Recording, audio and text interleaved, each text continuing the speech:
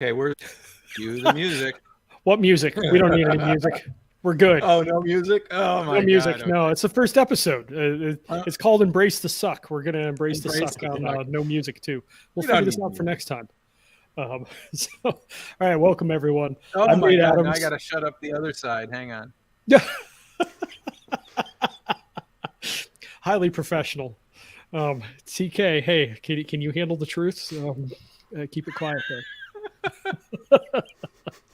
So I'm Nate Adams, CEO of HVAC 2.0, but we all act as equals here. This is really very similar to the weekly calls that we do on Monday, but this episode is going to be different. This is the first episode, which I called Embrace the Suck and then Get Over It. And so we're going to tell the stories of those of us that are here and how we ended up here and what it has done to shift our lives.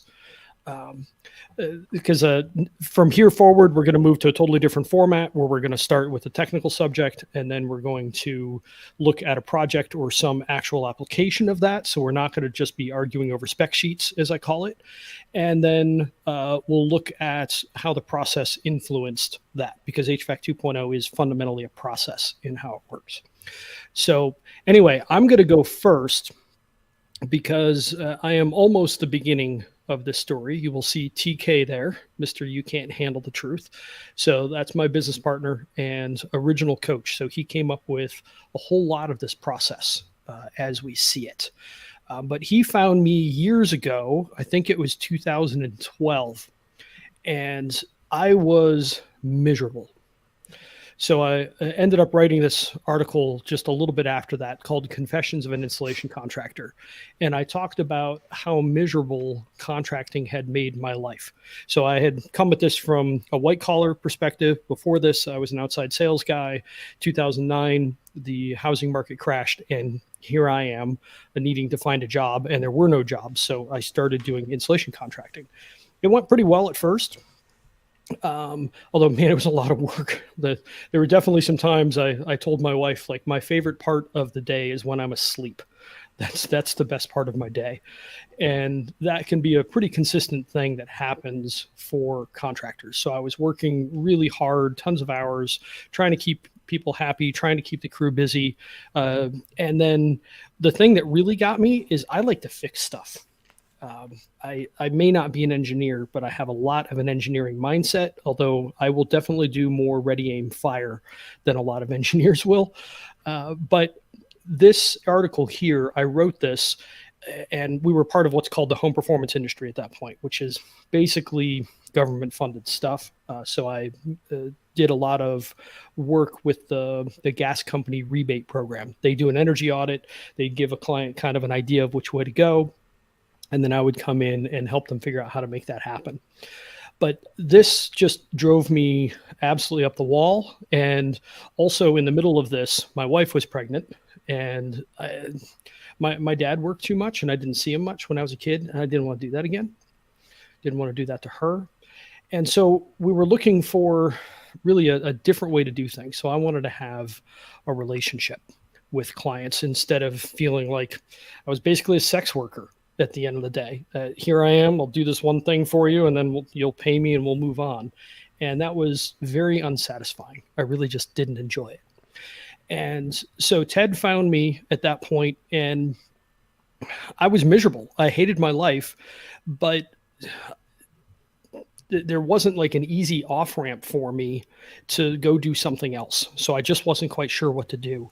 And he had mentioned how he had these very high jobs. So $16,800 job when my average job at that point was $2,500, retrofit installation. That's about what you get. And I'm like, what are you doing? So he started to teach me. And after a little while, we started to get a process together so that we could do this consistently. And I left him a voicemail, and I want to play that for you. Hey, I just want to say thank you. Just looked at 3 jobs with Gary, the foam guy, and as I was leaving the last one, I was just joking around with Kim, my client, the whole time. All 3 clients joking with Gary, and I'm making fun of the clients, and they're making fun of me. and I just teared up. I'm just like, damn, I actually liked my job again. So just wanted to say thank you for showing the path. So I'm obviously tired. I'm getting that emotional, but I do feel it too. So just want to say thank you for showing me the path this way. This is so much better. Talk to you later, buddy. Bye. So that was really pretty intense, and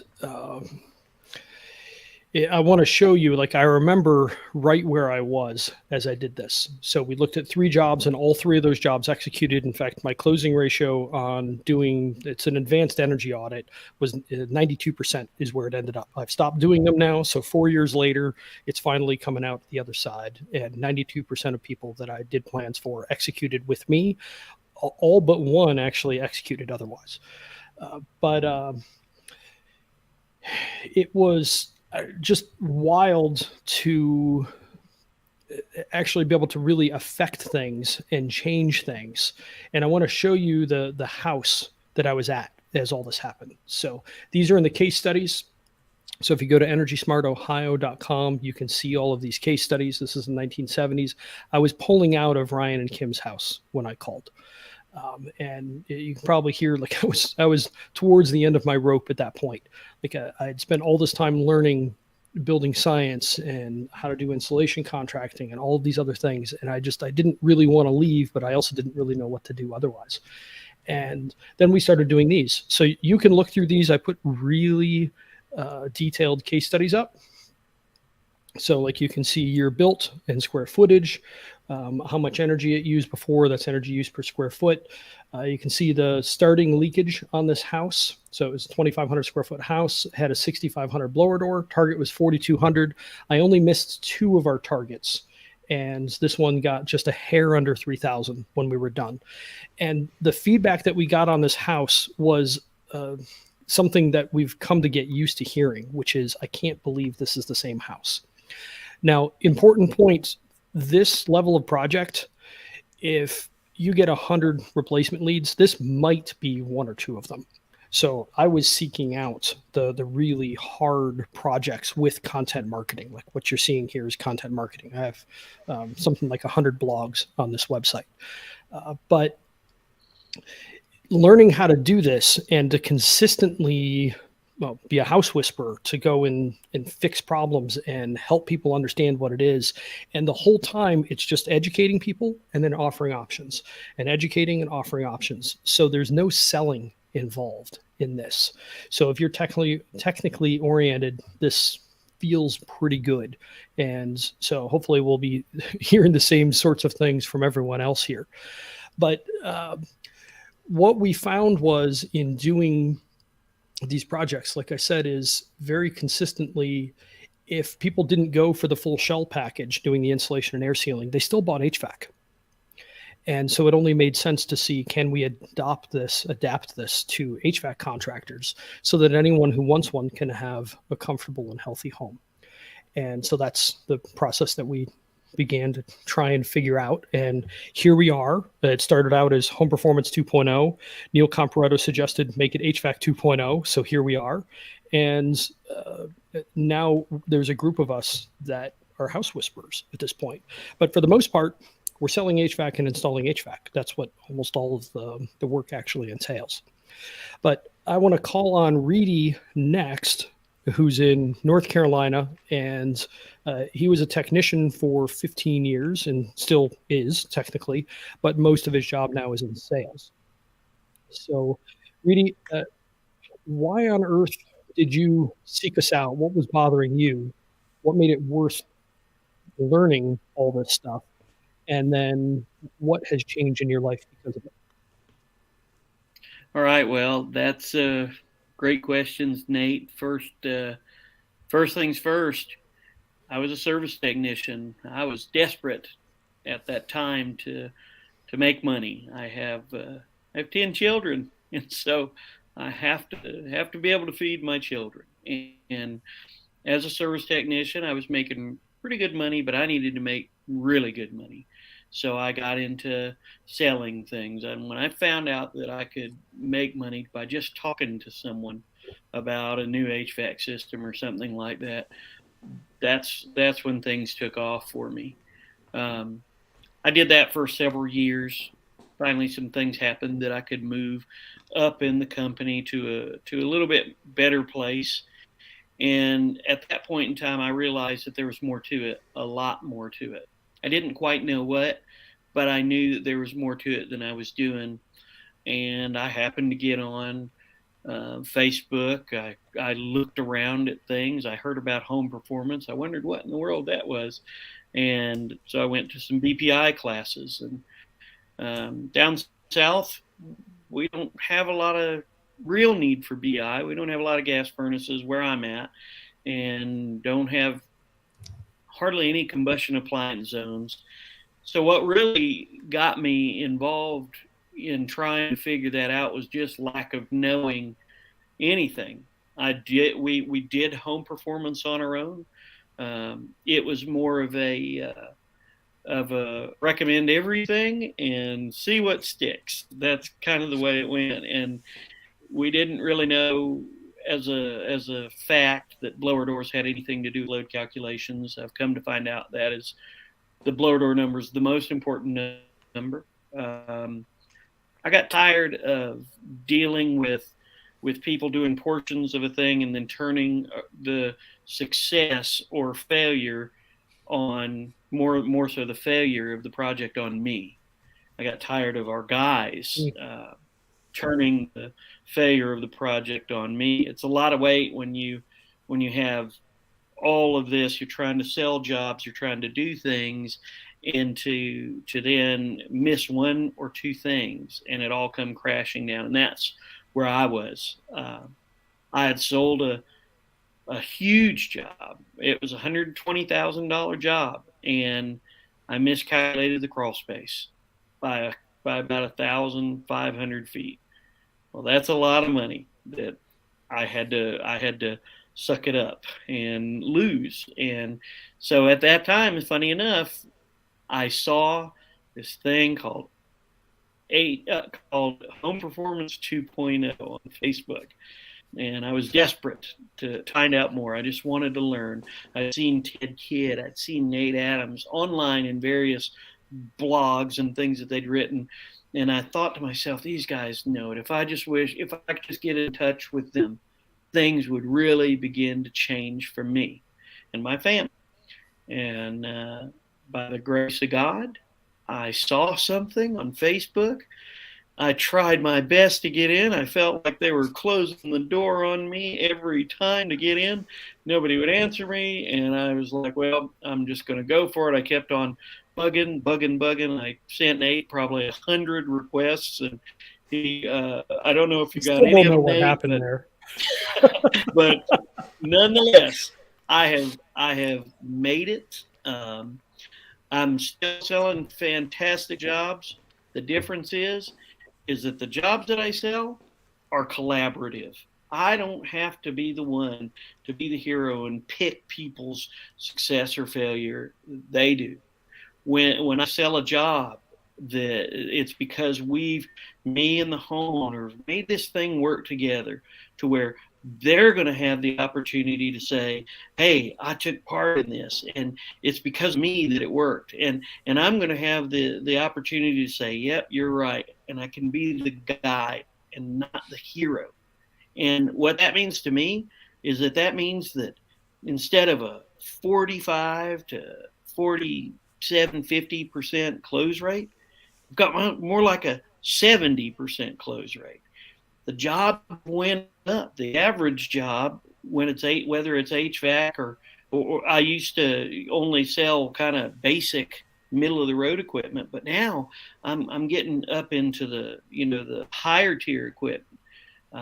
My totals are phenomenal.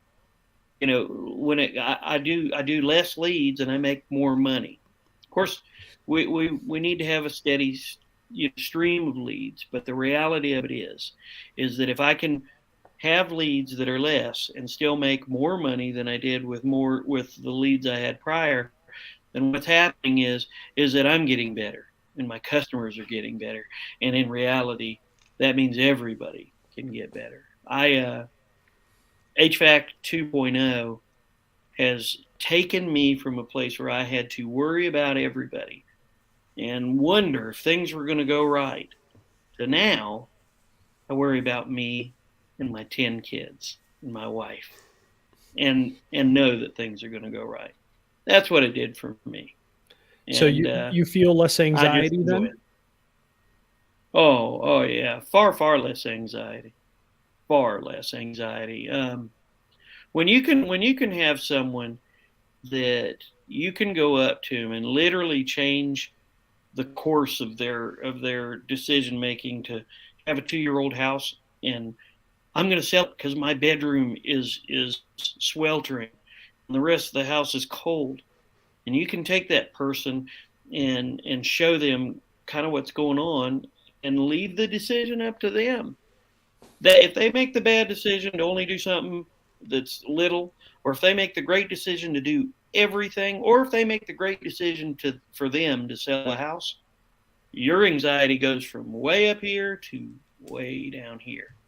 And that's important. To me, that's a quality of life issue.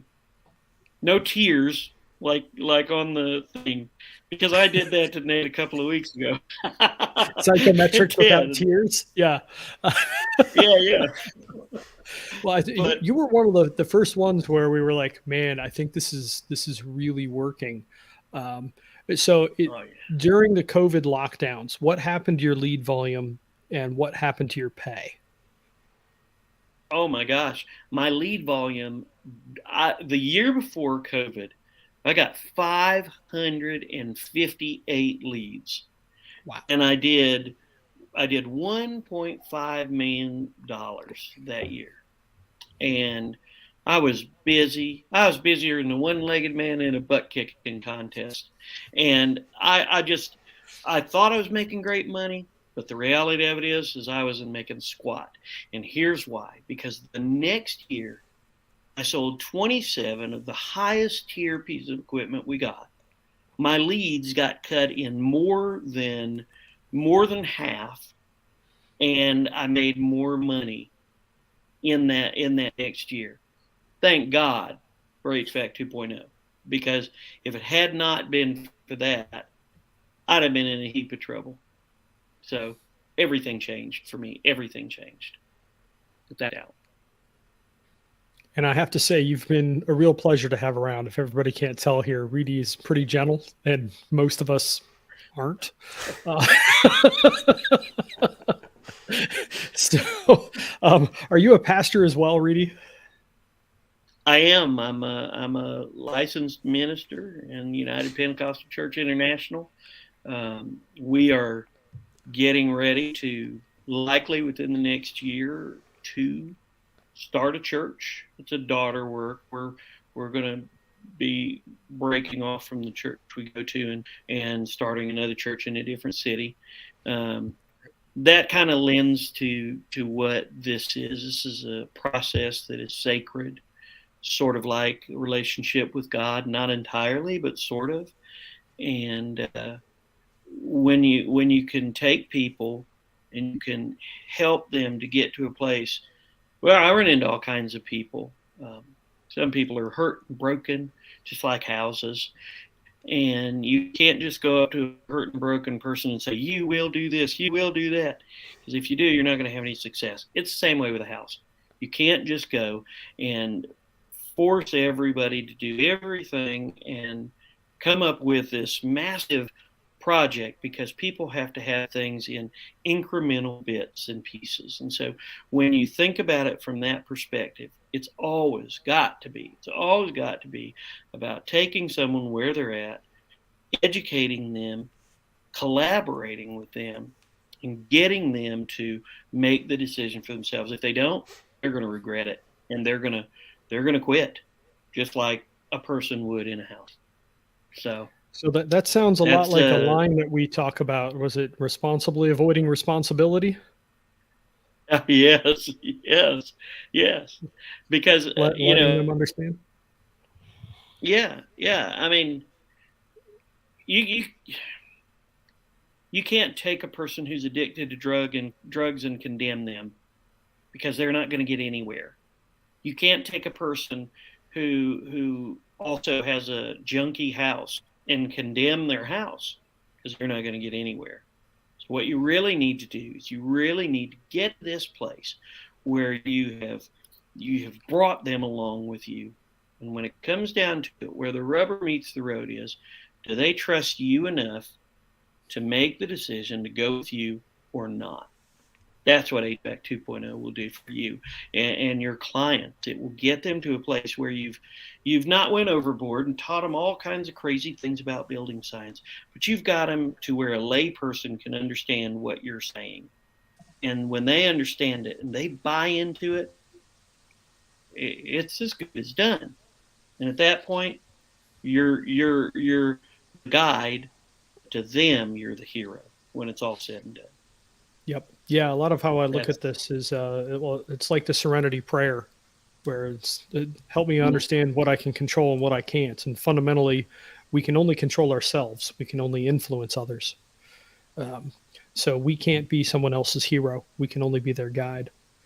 And it's been fun watching you go through this, Reedy. It's been so fun. You've given TK and I just so much joy going through this. So, moving on, I'm going to go from the gentlest to possibly the harshest, Mr. Tanner, who we oftentimes call Tyler Durden as well, from Fight Club.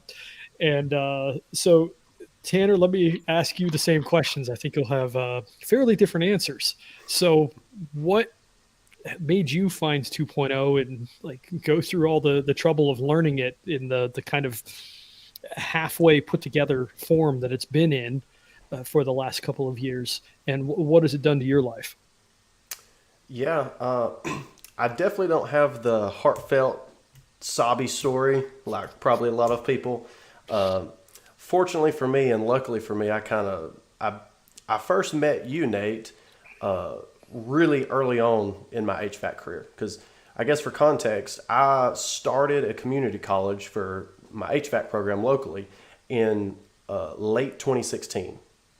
So it's not very, very long ago. When I walked in for the first time, I didn't know jack shit. Like I didn't know anything about anything in this realm of, within the trade, especially not home performance, especially not building science.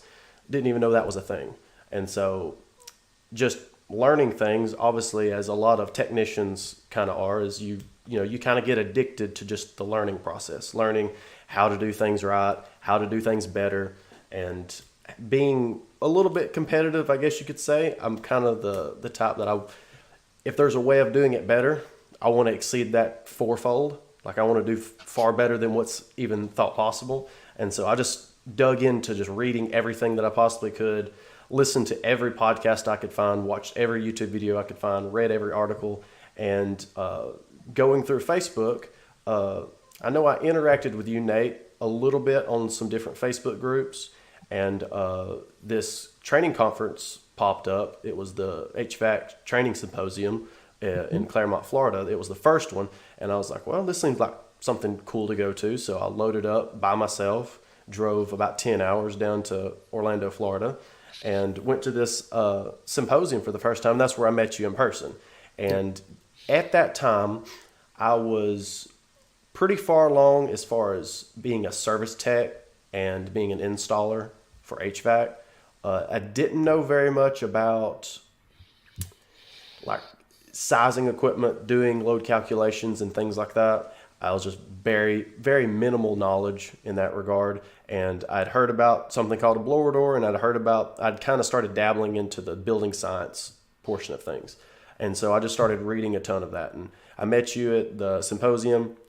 We talked. I thought, everything what we talked about sounded great. And I was like, oh, this seems interesting.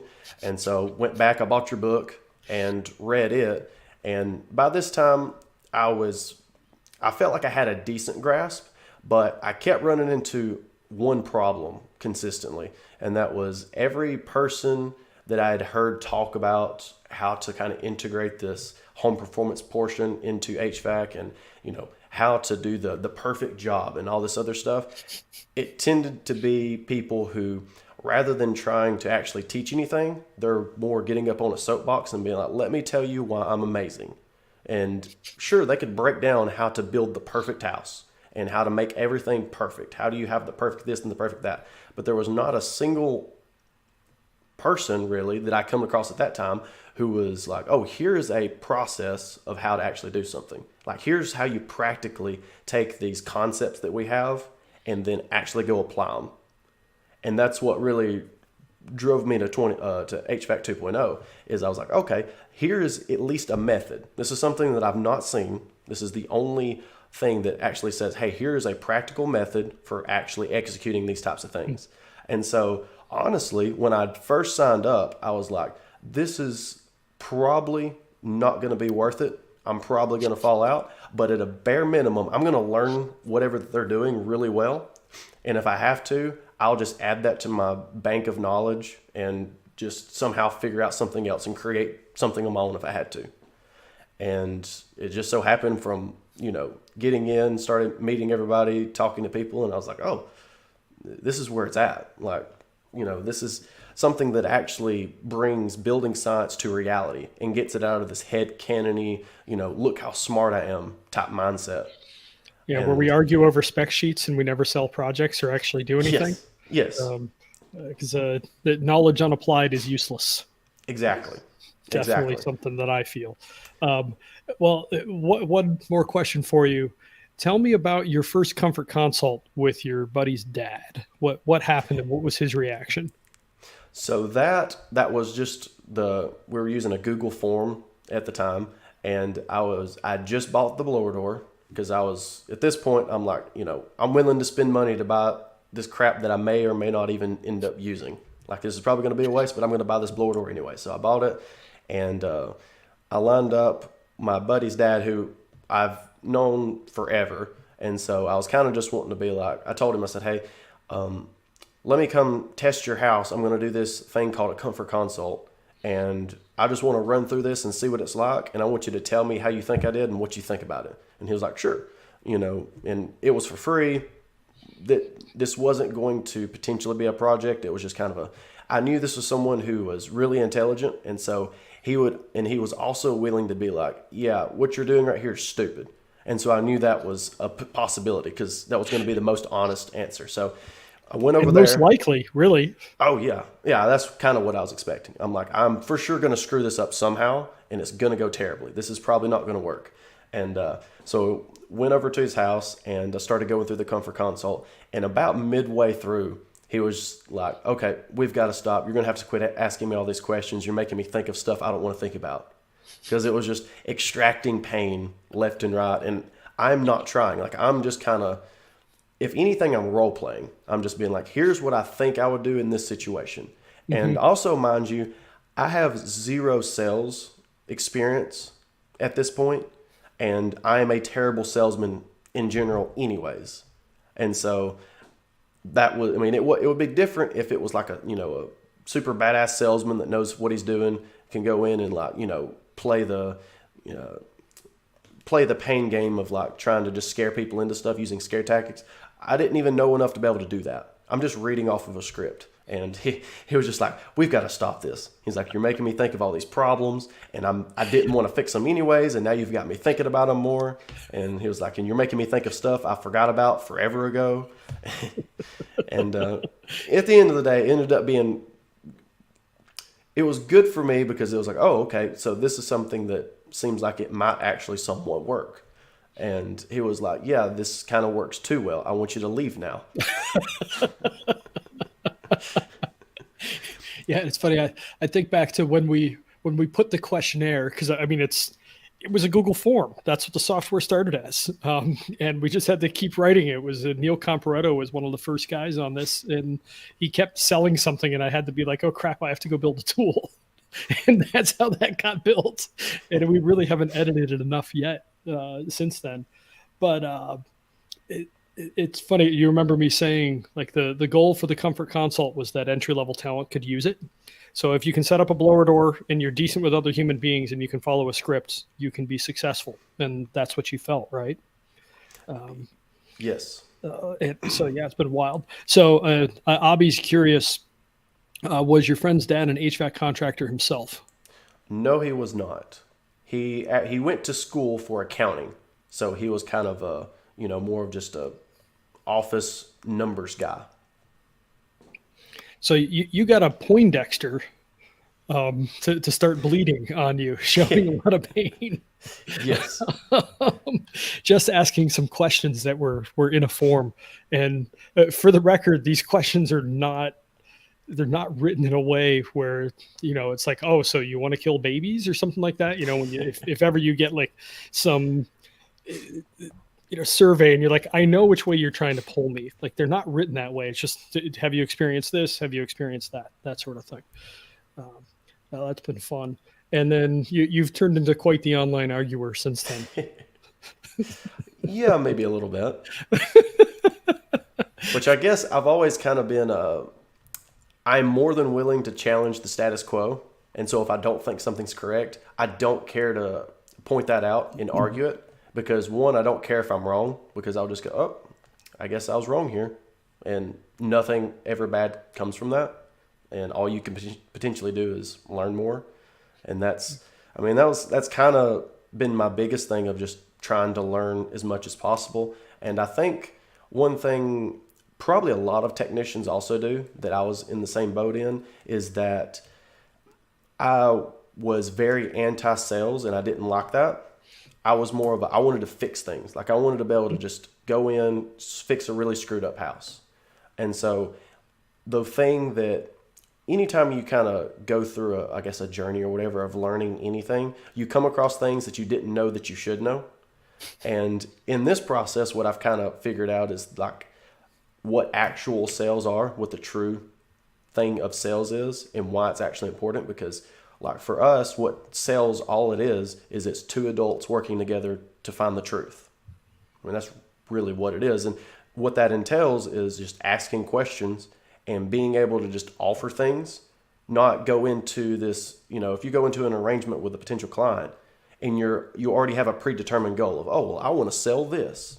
You've already started in the wrong department. And that's what a lot of technicians hate, because that's what most people do. Technicians, we want to go in and we're just going to go, okay, there's a problem that's present. I want to go find out what this problem is. And then I want to be able to help the client or customer with any potential options they could have. And that was what I liked. And that was what really kind of hooked me with 2.0 is that's exactly what this was. Is sure, it gets called a sales process, but honestly, it's just a technical process to being able to offer solutions of really screwed up houses. And you don't have to play salesman. You don't have to go in and be like, you know what? I'm selling a green speed this time. I'm going to do it. I'm going to convince grandma that that's what she needs in her life. She doesn't know it yet. She's buying a green speed. Yes.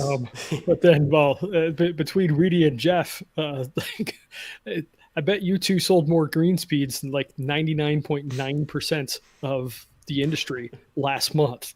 I mean, in January, an off month, you guys, what was it, like 9 between the two of you or something like that? Like, I mean, if you sell 4 in a month, like or 4 in a year, that's amazing.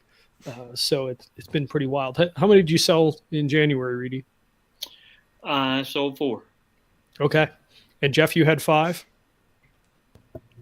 I had 3, and then our guy in Louisville had another 3 or something like that. So that's 10. what it was. Yeah. So it just unusual numbers for the, one of the handful of most expensive heat pump products on the market. So, and that's basically, I sold green speeds in 5 stages. That's all I ever sold. VNA 8s and VNA 0s. I basically got out of the field before the VNA 4s hit. So pretty wild. All right, Abby, you got another question for Tanner. You can probably read that, Tanner. So what do you think?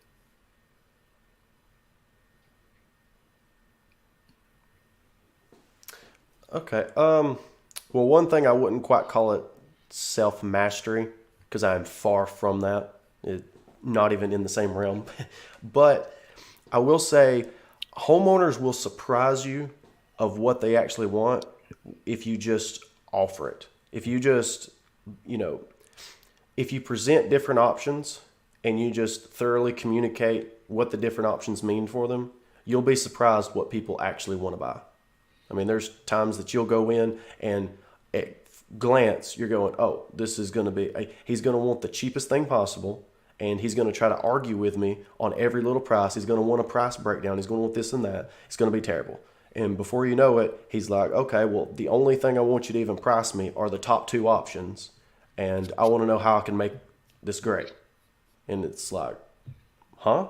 Like, and it all comes down to, you can't know unless you ask and unless you offer. And so it just comes down to, hey, quit pretending that you're superior than everybody and you know more than anyone else, and walking into people's houses and treating them like kids and say, listen here, Miss Susie, you're 98 years old. You're a dumbass. Let me tell you what piece of equipment you should buy. It's like, no, you go in, you do what you're supposed to do, and that's be a professional and be an adult to an adult and say, okay, here are your options. What do you think sounds good? And I think people would be extremely surprised the amount of people who don't want your shitty single stage unit that you think's amazing. Not when they understand the differences. So you're educating people and offering them options, right? Exactly. That's all you're doing. You're just laying it out thoroughly. I mean, all you're really doing is asking questions of what they want, and you're communicating properly. Okay, here are the difference, and if this is what you want, here are some potential options that may get you there. Simple as that. Yeah. That's definitely what I found too. It's funny. I think back to my grandpa, who's gone now about 10 years, but he worked his way up to be VP of marketing in the Mad Men era at Sherwin-Williams, the paint company. And, I spent a lot of time with him in the twilight years of his life. And he said, Nate, I have no idea ever what people are going to buy.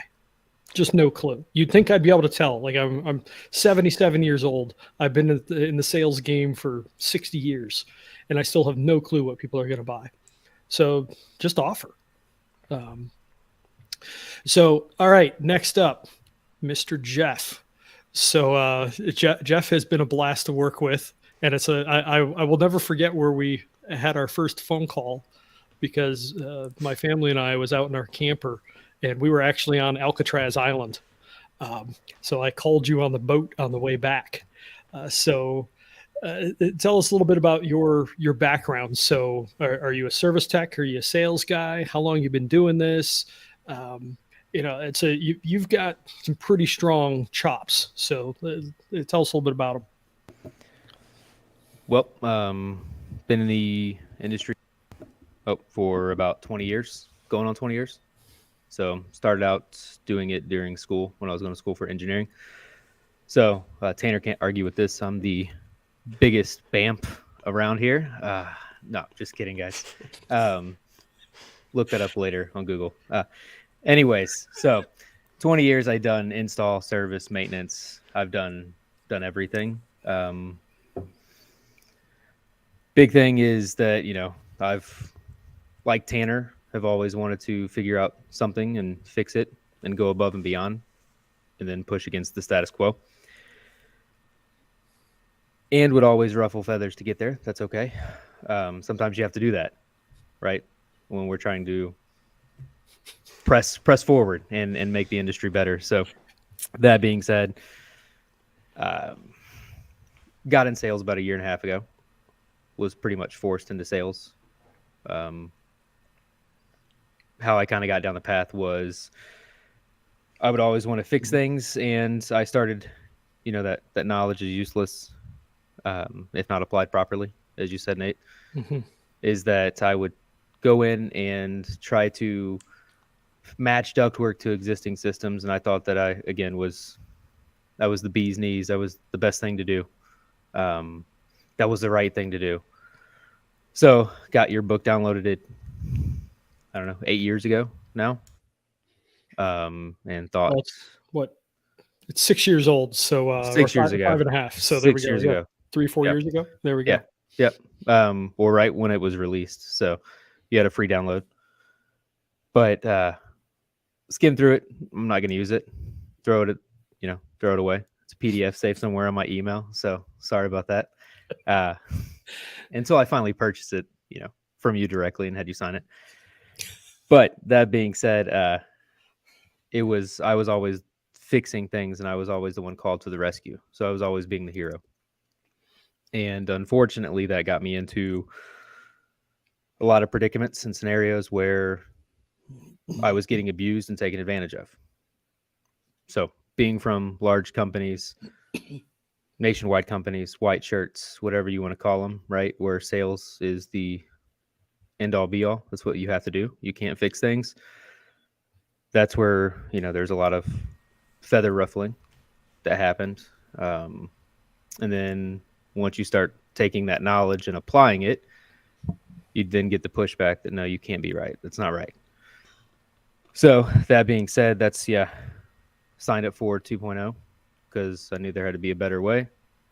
Was tired of being taken advantage of and running warranty. And that kind of ran it down where it was the same thing where my wife was like, hey, you gotta stop working. We have 2 kids, so little girls, and I wanted to spend more time with family. They're awesome. Thanks. And that's where it really just boiled down to is I got to figure out a better way to take care of my family, like Reedy said, and do better for people and have better relationships with people, which has led me down to the path that I am with 2.0. So what has it changed for you? The work-life balance, it's absolutely changed. I've got to spend a lot more time with my family. And make more money in the process, which is always good. But I would say more so it's building better relationships, actually getting to know people better, helping them out, and, taking care of what they want to take care of. So not pushing on what you want to.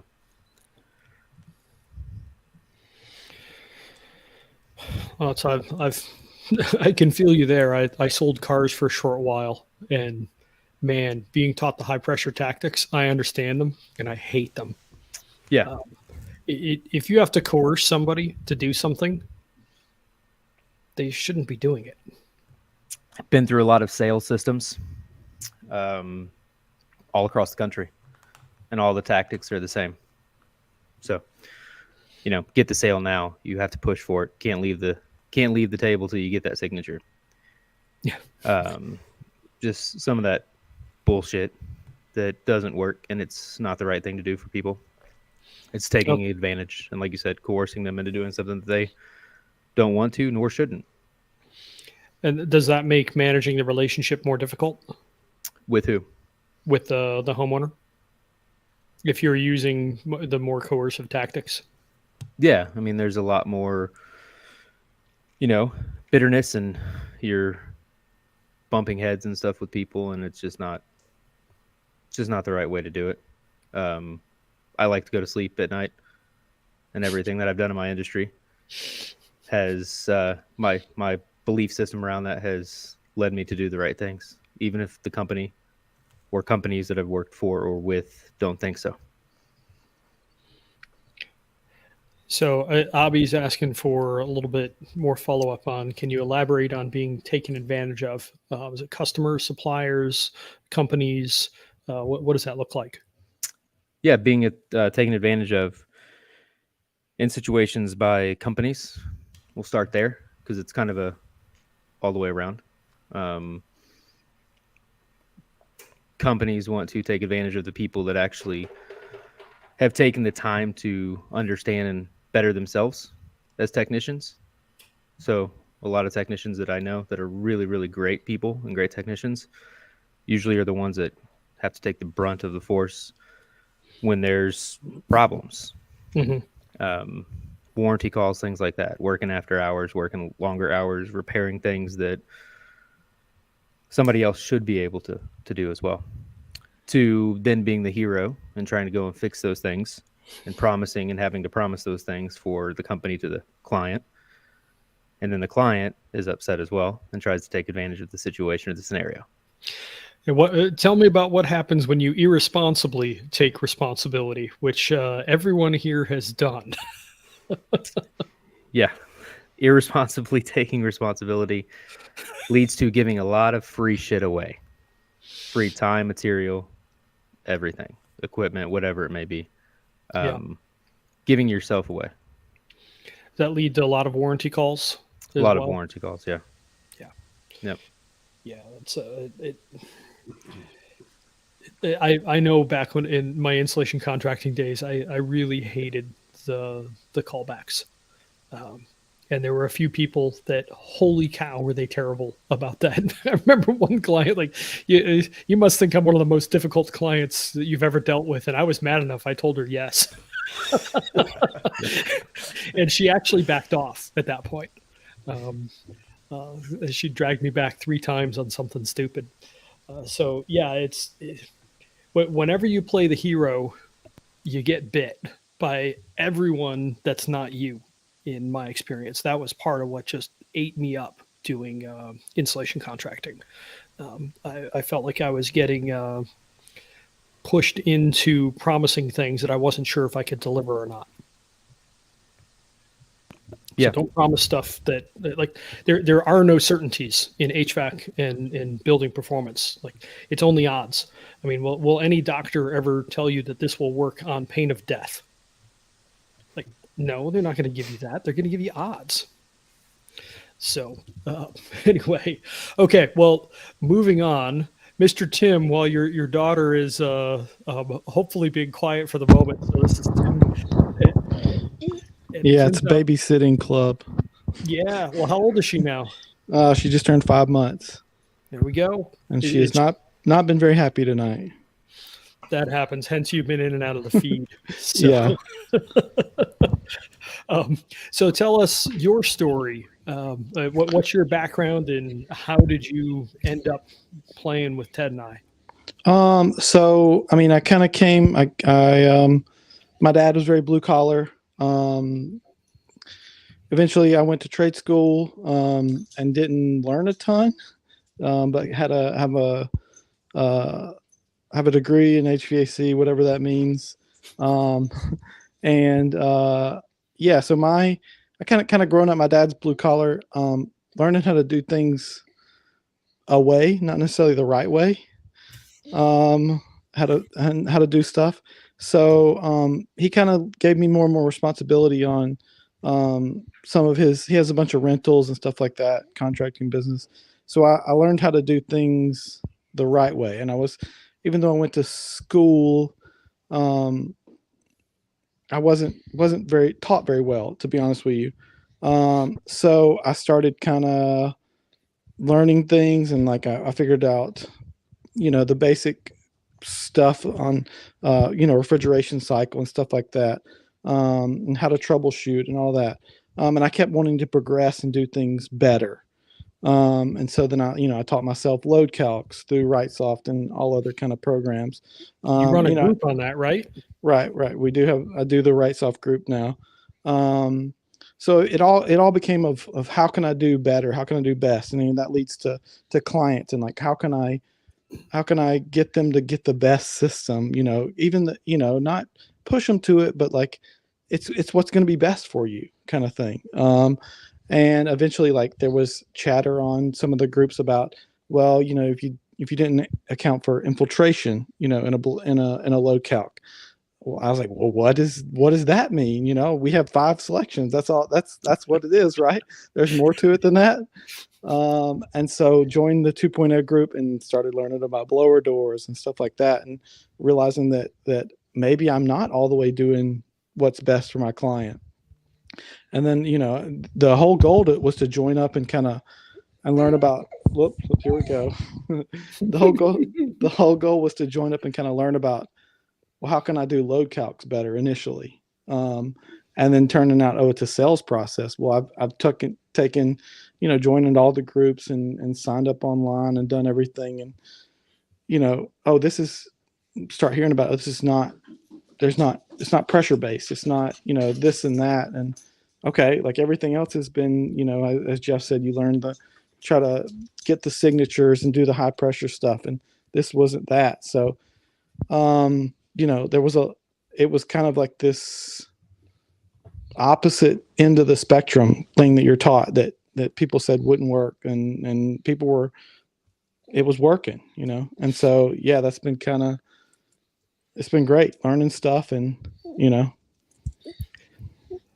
Are you finding yourself selling jobs larger than you used to? Yeah, way a lot more. And I think part of it too is just a good vetting process that this process takes too. And so, you know, there's people you're going to find that need help, and there's people you're going to find that you can't help, and sorting through those is a lot easier. So you're not spending a ton of time on them and wasting a ton of resources, and the ones that actually do need help, you can help, and then usually those lead to bigger tickets, kind of thing. And it's not pressures, it's not anything like that. Like the highest ticket that I've done, the client still in the end whoops, here we go. She's grabbing it. Yeah.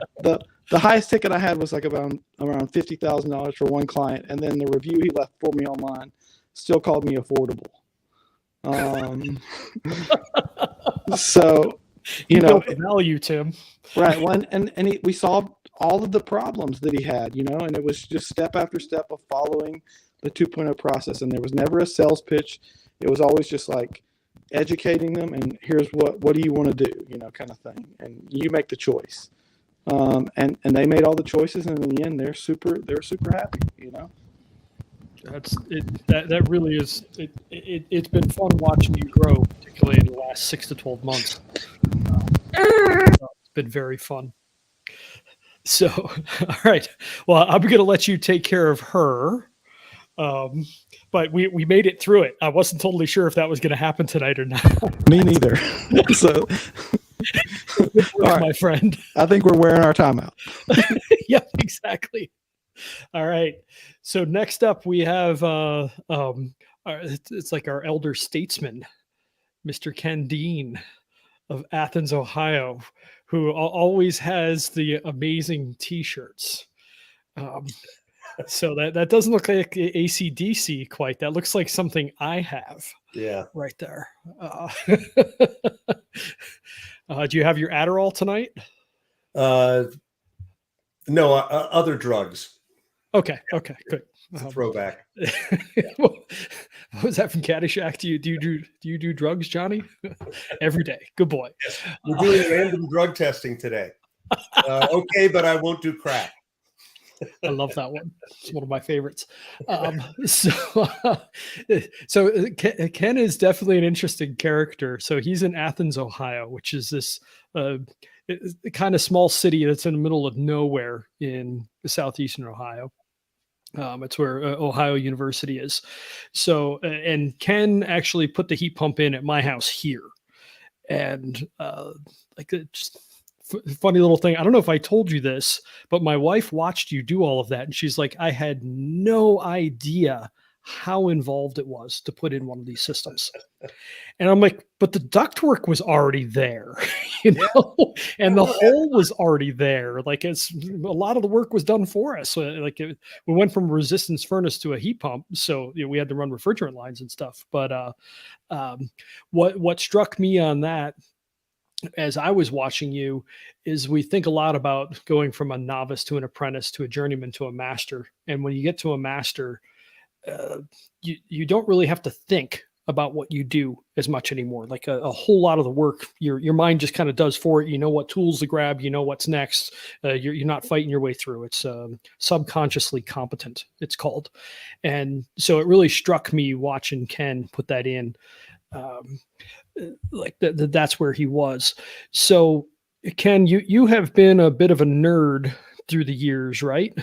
And so you've enjoyed learning the technical side of things and dealing with problems other people haven't been able to figure out. Yeah. So you want to tell us more about your history and how you ended up here?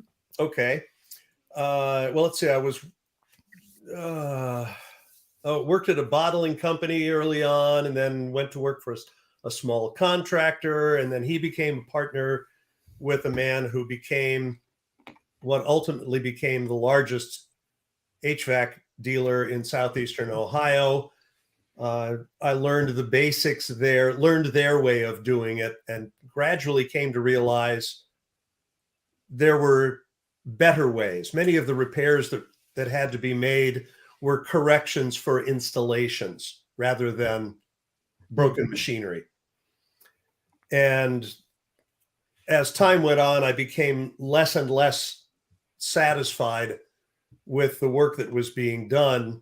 So ultimately, I struck out on my own and founded Dean Heating and Cooling, from which I recently retired. My son is now holding the reins for the business. But that was started 28 years ago. And my path took me first to NCI, where I learned to improve technical things, measuring. Mm-hmm. And that's what much of the HVAC 2.0 program is about. We must measure in order to quantify anything. Are we better? Are we not better? Have we improved matters? We have to have a baseline. And then as the internet grew and podcasts became more widely available, and then I learned of Nate and TK. I don't know if we've dropped other names yet. We have. Okay. What was that on a certain Bill Spone podcast? I think by it was Bill chance? Spone's podcast. Yeah.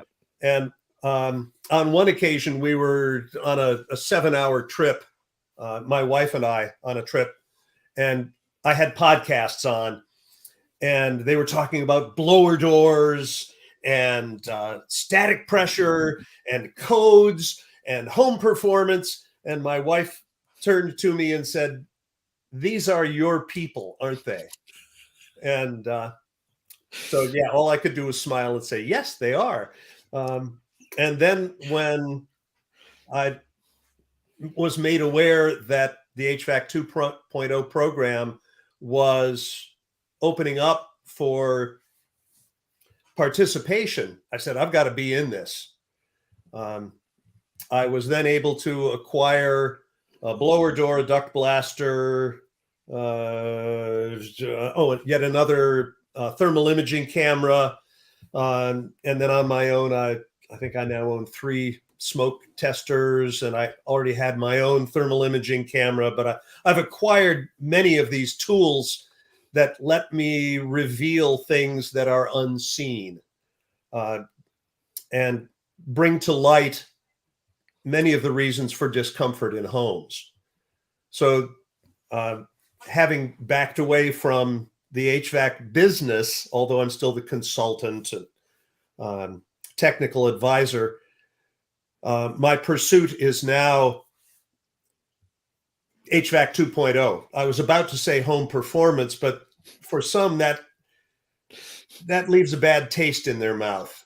Home performance is often looked upon as a science project, and homeowners don't feel a need for it. They say, "Oh, my house is only 12 years old."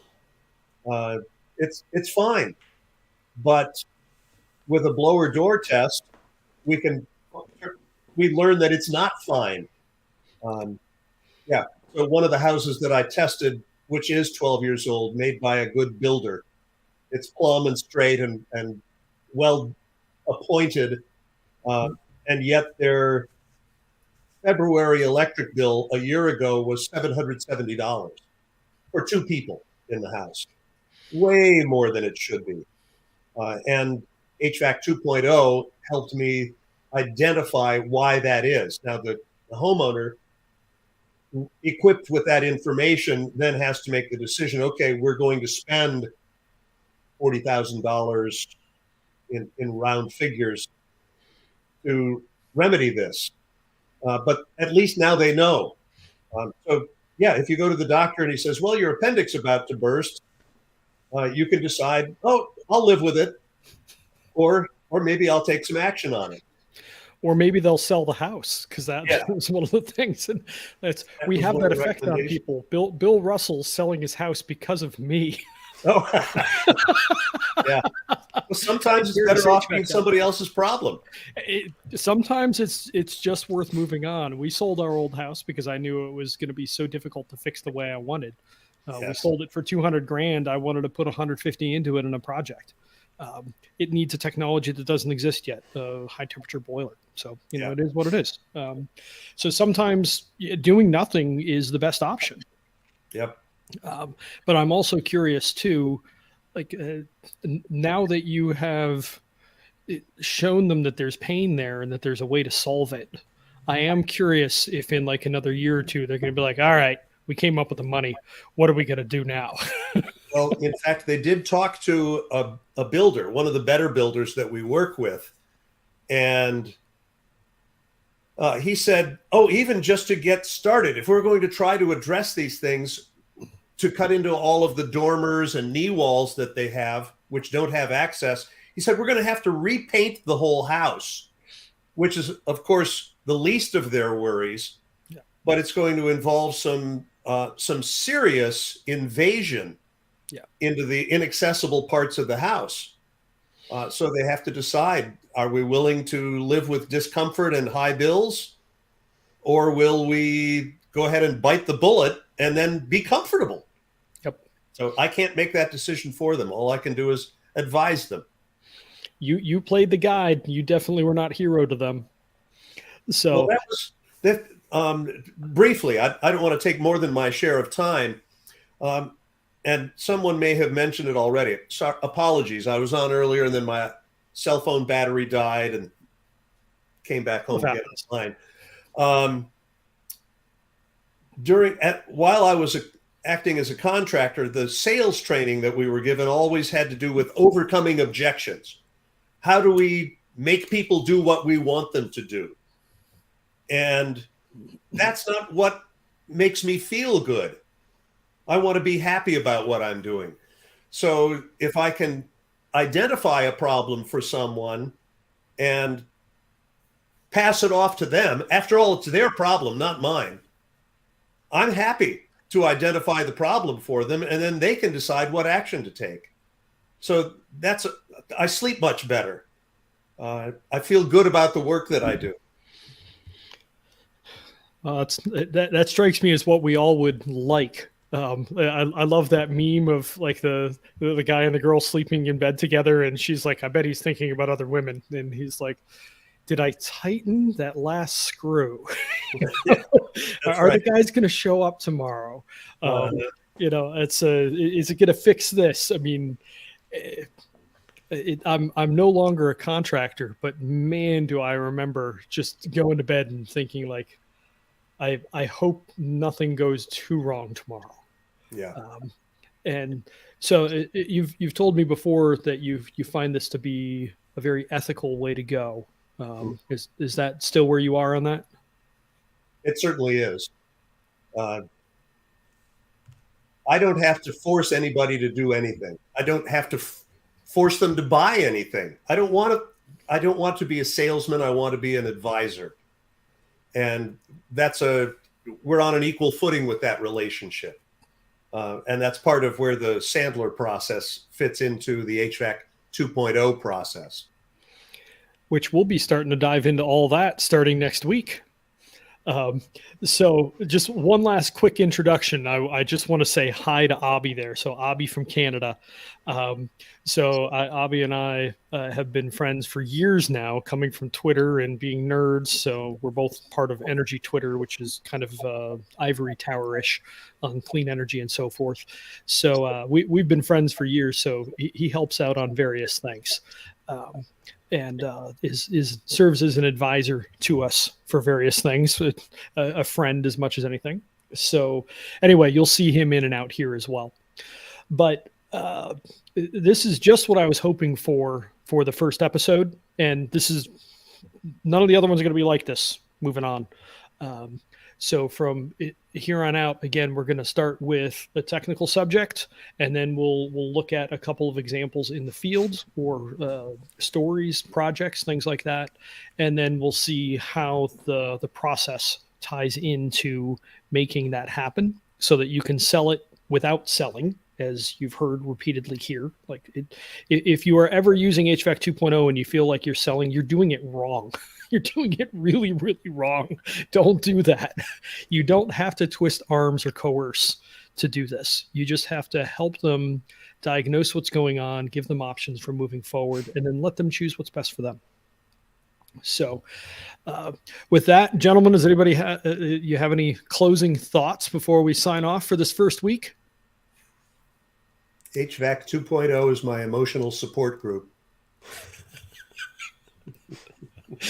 We didn't kill each other on that 12-hour drive to Orlando and back last year, so I view Right. that as Oh, that was a gas.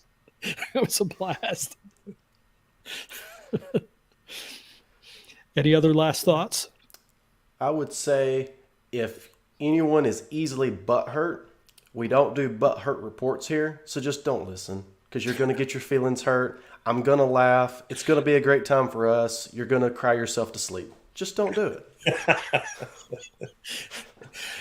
I did open saying that he's probably the least gentle of the group, although it's Jeff. There's days, buddy. This is just blue collar world. Everybody's used to giving a hard time. So generally, if you're getting a hard time, it means we like you. Or not. But yeah,